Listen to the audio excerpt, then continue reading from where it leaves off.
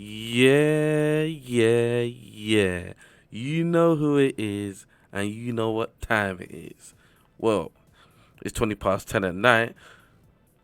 It is Monday, the 2nd of September, 2019. We're talking about match day 4. Ladies and gentlemen, boys and girls, this is Jack2505 coming at you, and welcome to episode 7. 7, of the 2505 Sports Podcast. Now, I'm streaming live on Twitch. You can come and visit me on Twitch, twitch.tv/Jack2505 underscore. This is where I do live talks on the world of football and boxing. I also play Fifa19 with viewers, and I'm about to start Gears 5 this Friday with viewers regarding Horde. You can also follow me on Twitter if you search for @Jack2505 underscore, and this will be and also I'll be uploading my stuff to YouTube. My YouTube channel is Jack Space 2505. So please like, share, and subscribe, and feel free to share your comments below in regards to match day 4 of the Premier League season. There's also going to be a link to my Discord in the description, and Discord is a cool server channel that allows you to keep in touch with me and catch up with the latest news concerning 2505 Sports and 2505 Gaming. Now, in the last episode 6 of 2505, I did discuss the Bobby Duncan story. So if you guys haven't heard about that, it's about the young Liverpool player, 18 years old, who's accusing Liverpool and his agent as well, was agent with him, accusing Liverpool of causing him mental health issues and a whole load of stress. So if you follow me and follow my opinion and my take on that story. But enough of the past. Let's talk about what's happened over the weekend. Ladies and gentlemen, boys and girls. Premier League match day 4, right?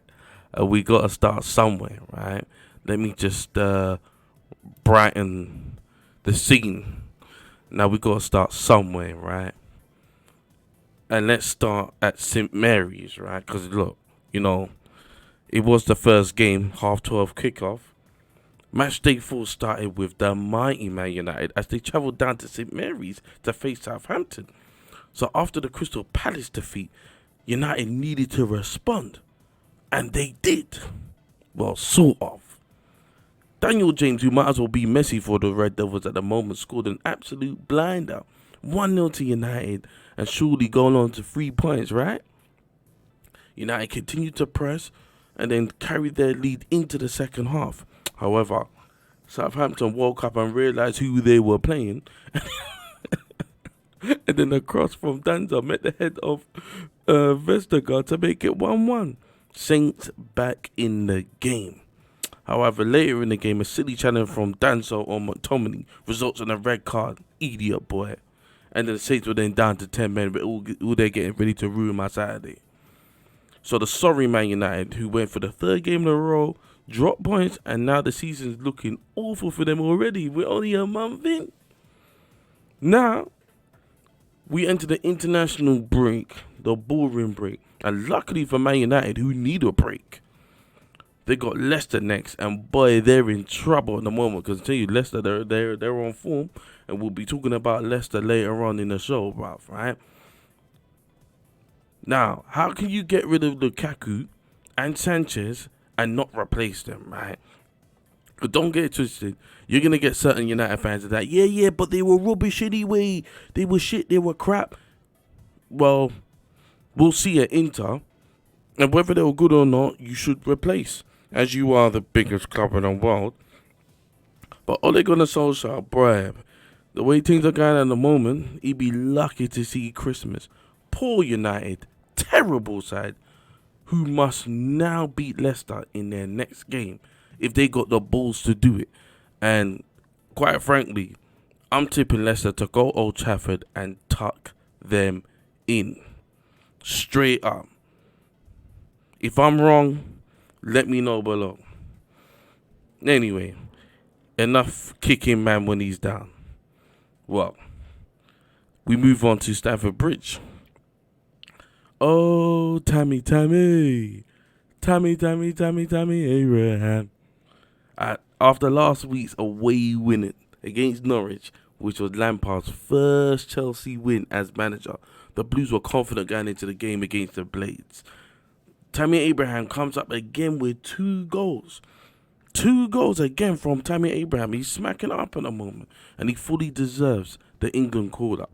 2-0 up, cruising, but then the Blades performed a wonderful comeback with a run down the left by Stevens, crosses it to Robinson, converting his first ever goal for Sheffield United, and he looked like some over happy man when he scored that goal, boy. This guy looked like it was Christmas Day, and thank God it weren't no VAR situation where for the first few weeks in football we were fearing that, VAR will ruin their moments, but VAR took a bit of a backseat this weekend. It's nice to see football sort of get back to normal.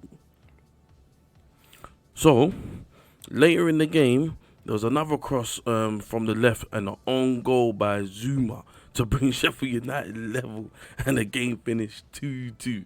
So at the moment, by Chelsea, they're all there in 11th place, and Sheffield United in 10th, level on points.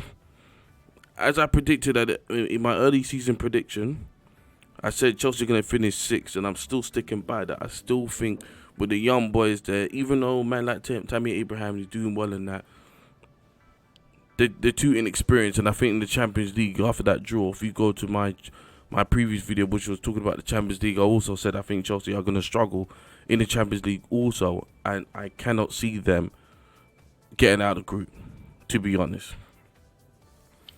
So we move on to Croydon, South London, where we have Crystal Palace and Aston Villa. Now, on the back of the magnificent win at Old Trafford, Crystal Palace returned to a home tie against the newly promoted Aston Villa.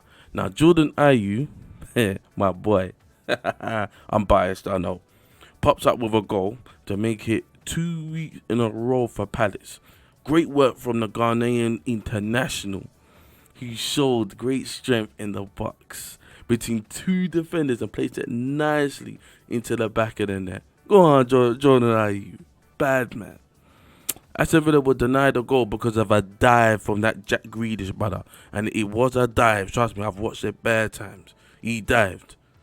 And also he's booked by the referee. Because he did dive.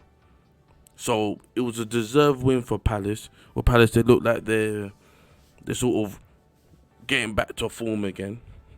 Good win, good solid win, 1-0 to the Palace over Aston Villa. We now move to the Midlands. Now at the moment, my favourite team outside the top 6, Leicester City. Leicester taking on Bournemouth. The Foxes, they're on great form at the moment, and I'm nicknaming them the top 6 intruders. Because Leicester, they took the lead by a bad boy chip from Jamie Vardy. Jamie Vardy took the piss with that, but I've always liked Jamie Vardy. I think he's a really, really good, talented player, where sometimes, with a lot of the foreign players and that kind of goes under the radar, I think, until he puts an England shirt on. Put Leicester in the lead with a wicked chip, which should be a contender for goal of the month. Bournemouth, they then bounced back with a neat finish from Wilson, who's had a good start to the season so far. And then Vardy turned provider and then passed the ball to Telemans, who then converts it into a goal to make it 2-1 to Leicester. 2-1, bro. And then another good game by my boy, James Maddison, who Liverpool Nation signing, by the way. Then in the 73rd minute, a scramble finish by an on-form Vardy makes it 3-1 to Leicester. Foxes, they're now up to 3rd on 8 points. An absolutely fantastic start from Leicester, whose next game, as we were talking about them man earlier, after the international break, is going to Old Trafford. They're going Old Trafford, and you know what? Leicester, I've said it now. They're going in, they're going to get something out of that game. I cannot see them getting beaten. I cannot see them getting beaten by United after the international break. Don't be surprised if Leicester go out there and tuck them in. I'm going for either a draw or a Leicester winning that one. And you know me, I'm going to be watching that game with a close eye. 3-1 to Leicester. Great game. Wow. We move on to the Etihad. Man City 4, Brighton 0. Nothing more to say. Fucking Man City 1. Yeah. They're amazing. Brilliant. Aguero, De Bruyne, whatever. 4-0. Let's move on. Fuck it. I'm sorry, man. Whoever's listening to this, I'm so sorry. I know I just sort of brushed over Man City last week as well. But what can I say? You know what I mean? What can I say? What can I say? We'll move on. Newcastle 1, Watford 1. So after last week's first win of the season, Newcastle entertained Watford at the Mike Ashley Stadium. And Watford, they took the lead after 2 minutes. 2 minutes from Will Hughes, and then Newcastle then pressed on, and it was a well-deserved lead by, well-deserved equaliser by Shaw to make it 1-1, and the game ended all square, which was a more or less a really well-deserved draw. Then we move on to the London Stadium with West Ham up against Norwich. Now, West Ham, it's a nice, hot, sunny day on Saturday. The West Ham, they took the lead. And they took the lead by that Haller brother again, that big guy. And he come from the Bundesliga. He scored for the second time this season. And I know he scored last week. But basically, he got his first home goal. His first home goal for the Hammers, man. Haller, I think, you know what? I think Haller is going to do some damage this season. He's going to do some damage this season, 100%. Now, West Ham, they look solid on Saturday. So, West Ham, they continue to dominate Norwich with a great play from Mark Noble, the old veteran, and then a fantastic strike from Yarlemenko to make it 2-0 to the Hammers. Norwich, they're well beaten, man. And Pookie, where's Pookie? I know every man who's been playing fantasy football in the moment, they're like, yeah, Pookie, he's probably going to get a couple goals against West Ham, but now Pookie for the first time this season didn't score. But so far so good. West Ham good win. Norwich unlucky, but don't look at it too bad, Norwich. You still got Pookie, everyone's favourite guy in fantasy football. He's cheap and he scores goals. Now we move on to the 5:30 kickoff. 5:30 p.m. at Turf Moor as Burnley entertain the champions of Europe, Liverpool. And I must admit, just hold on one second while I close my window.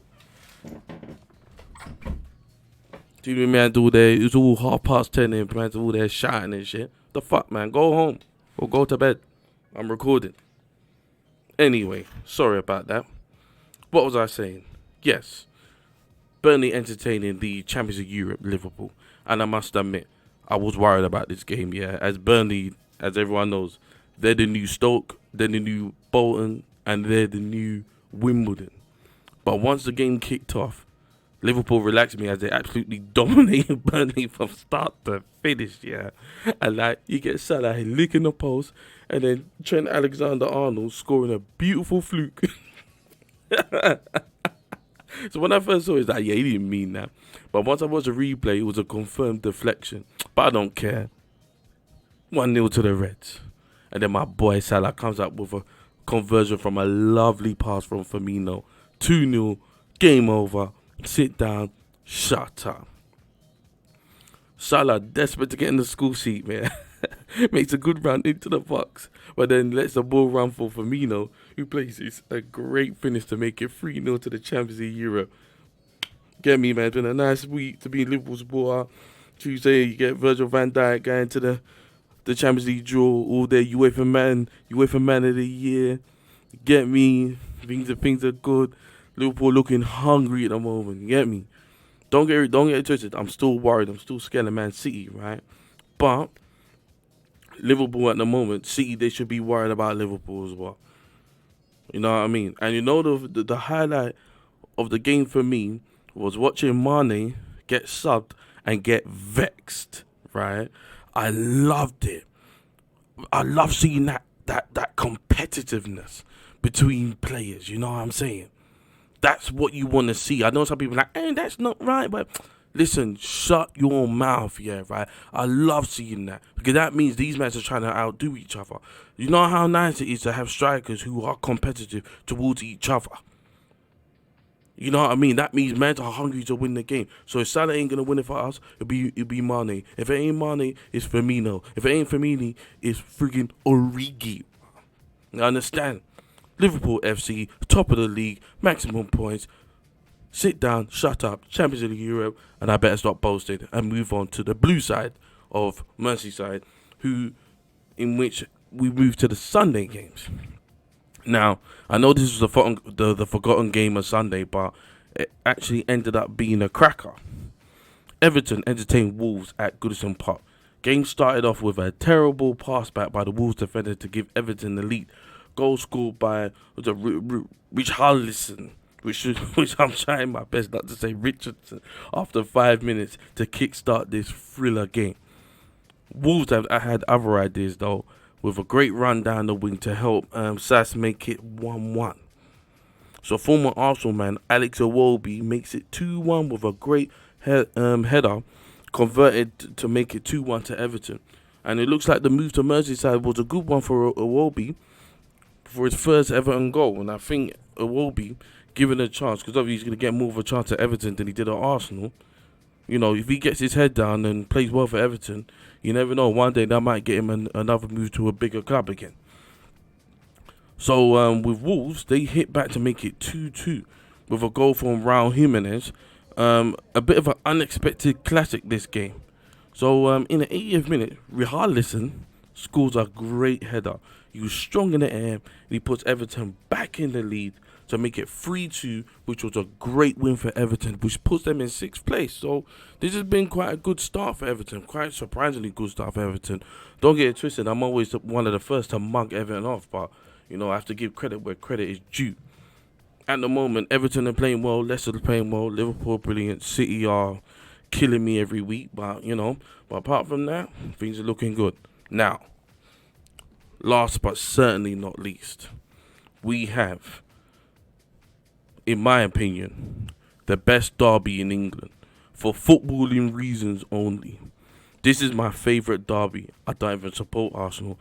I no way support Spurs, but I absolutely love the North London derby because I've always said to man, I've never watched a crap North London derby in my life. This game, this fixture, this derby never fails to deliver. There's always drama for the right reasons. There's always goals. There's always action. It's never dull. Arsenal against Tottenham is North London red. Is North London white. We had to wait till Sunday to find out. Arsenal against Spurs at Emirates. Bad boy game. For me, it is game of the season so far. Game of the season. Arsenal are off to a great start, putting immense pressure on Spurs. But then Spurs hit Arsenal on the break. A great run by Song, who then passes it to Lamela, who shoots on his weak foot. Saved by Leno, only to be collected by Eriksen. 1-0 to fucking Spurs. And I was live streaming this on Twitch, in which I was watching it and speaking with the viewers in my chat. And I said, yeah, you know, it's going to be 2-1 to Arsenal. And the way Arsenal were pressing Spurs, I was like, yeah, man, fucking Arsenal, they're going to have these. And then Spurs just hit them on the break and just took the lead. But I think that just shows the strength in Spurs. And Spurs, over the years, as everyone knows, they've caught Arsenal up. Or in some people's opinion, even overtake them. I know Arsenal fans will have something to say about that.